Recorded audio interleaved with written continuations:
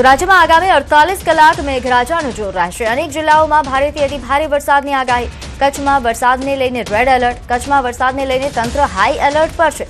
એનડીઆરએફની ટીમો તૈનાત કરી દેવામાં આવી છે। નોંધનીય છે કે હજુ પણ 48 કલાક રાજ્ય માટે ભારે છે। ઘણા વિસ્તારો છે કે જ્યાં ભારેથી અતિ ભારે વરસાદ થઈ શકે છે, જેમાં કચ્છનો પણ સમાવેશ છે, જ્યાં રેડ એલર્ટ આપવામાં આવ્યું છે, જેના કારણે તંત્ર હાઈ એલર્ટ પર છે। એનડીઆરએફની ટીમો પણ તૈનાત કરી દેવાઈ છે। આ પણ તમામ પ્રકારની વ્યવસ્થાઓ કરવામાં આવી છે, જેથી કોઈપણ પ્રકારની પરિસ્થિતિનો સામનો કરી શકાય।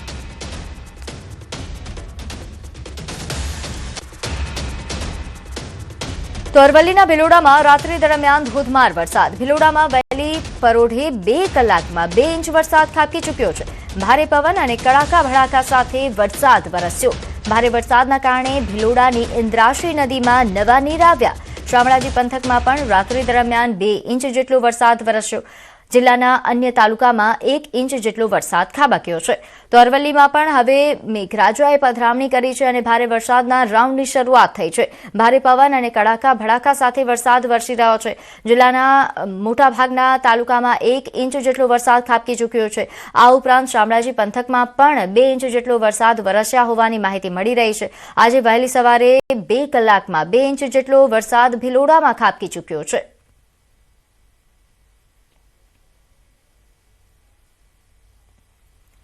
તો આ તરફ ખેડાના સપ્તનદી સંગમમાં પાણીની ભરપૂર આવક।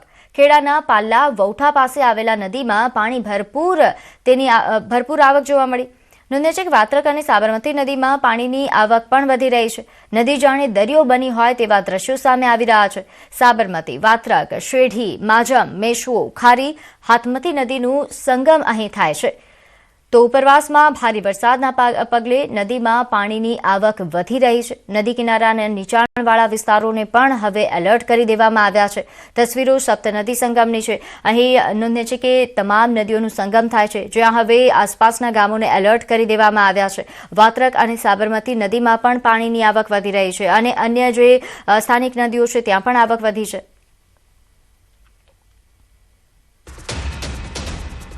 વાત કરીએ અમદાવાદની, જ્યાં બોપલ વિસ્તારમાં હજુ પણ પાણી નથી ઓસર્યા। બોપલ ગામ તરફ આવેલી ભાગવત પાર્ક સોસાયટી હજુ પણ પાણીમાં ગરકાવ છે। પાણી વચ્ચે અમદાવાદ મ્યુનિસિપલ કોર્પોરેશનની હેલ્થ અને ફાયર વિભાગની સરાહનીય કામગીરી પણ સામે આવી। બોટના માધ્યમથી ઘર ઘર સુધી દવાઓ પહોંચાડવામાં આવી। રોગચાળો ન વધે તેની તકેદારીના ભાગરૂપે કામગીરી કરાઈ।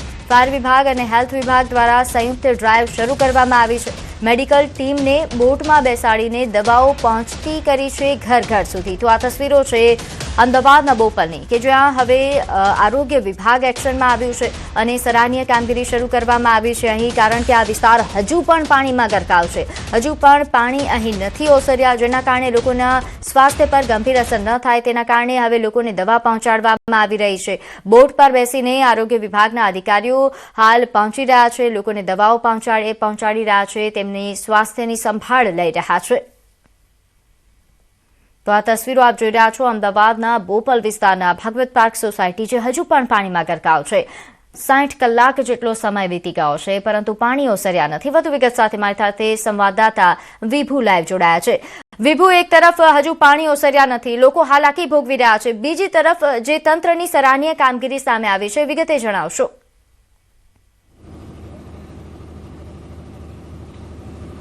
પ્રીતિ, અત્યારે અમદાવાદ શહેરની જો વાત કરીએ તો છેલ્લા 3 દિવસથી જે પરિસ્થિતિ છે અને 3 દિવસ બાદ પણ બોપલ ગામની આ ભગવતી પાર્ક સોસાયટી છે, આપણે દ્રશ્યો બતાવવા માંગીશ કે 3 દિવસથી હજુ પાણી નીકળ્યા નથી, પરંતુ બીજી બાજુ તંત્ર દ્વારા પણ ડિવોટરિંગ કરવામાં કામગીરી ચાલી રહી છે। સતત પાણીનો નિકાલ કરે છે, તેમ છતાં આ સોસાયટીના દ્રશ્યો આપ જોઈ શકો છો કે 3 દિવસથી પાણી ભરેલા છે અને પાણી ભરાયેલા હોવાથી લોકો પરેશાન થઈ રહ્યા છે। આપની સોસાયટીમાં ઘરમાં હજુ પણ પાણી છે? જી હા, ગુરુવાર સવારથી તે અમારા ઘરમાં લગભગ ઘરની અંદર 3 ફૂટ પાણી હતું। ઘરની તમામ સામગ્રી ઘર વખત ડૂબી ગયું છે, ઘણું બધું નુકસાન છે।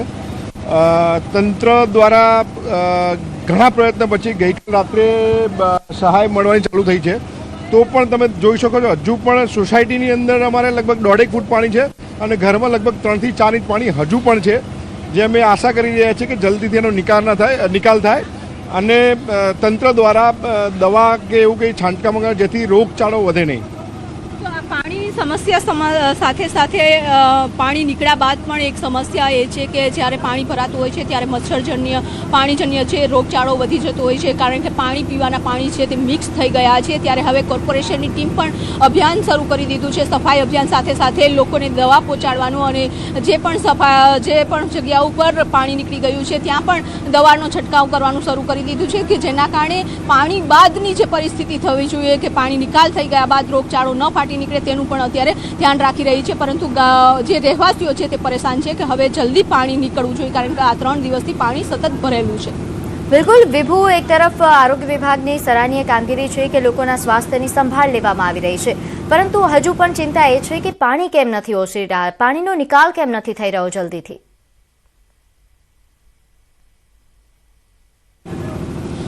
એક અમદાવાદ શહેરની જે તાસીર છે કે પાણીની કેપેસિટી નીકળવા માટેની ખૂબ જ ઓછી છે, ત્યારે આ દ્રશ્યો બતાવવા માંગીશ કે જે સતત મહેનત કરી રહ્યા છે કે જ્યારે વરસાદ વરસ્યો ત્યારબાદ બીજે દિવસે જે પરિસ્થિતિ થઈ, સતત સોસાયટીઓમાં છે તે પાણી ભરાયેલા હતા અને આ સોસાયટીમાંથી જે પાણીનો નિકાલ કરવા માટેની અત્યારે આપણે વ્યવસ્થા કરી છે, તેમ છતાં પણ પાણી નથી નીકળ્યા. બેન, આ સોસાયટીમાં રહો છો તમે? હા. તમારા ઘરમાં અત્યારે પણ પાણી છે?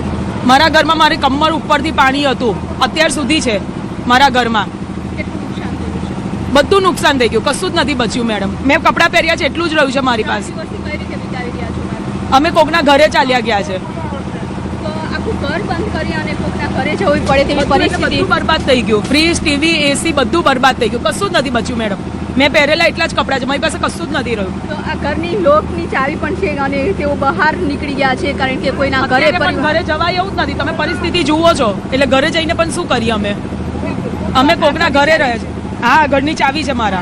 જોઈ શકો છો કે ઘરને લોક મારી અને નીકળી જવું પડ્યું છે, કારણ કે ઘરમાં અત્યારે પાણી છે અને પાણી હોવાને કારણે આ ઘર જોવા માટે આવ્યા છે, પરંતુ હજુ પણ પાણી છે ભરેલા છે અને તેઓની નજરે જોઈ રહ્યા છે કે ઘર વખરી તો વેર વિખેર થઈ ગયે છે, પરંતુ સોસાયટીમાંથી પાણી નથી નીકળ્યા. પાણીનો નિકાલ ક્યારે થશે?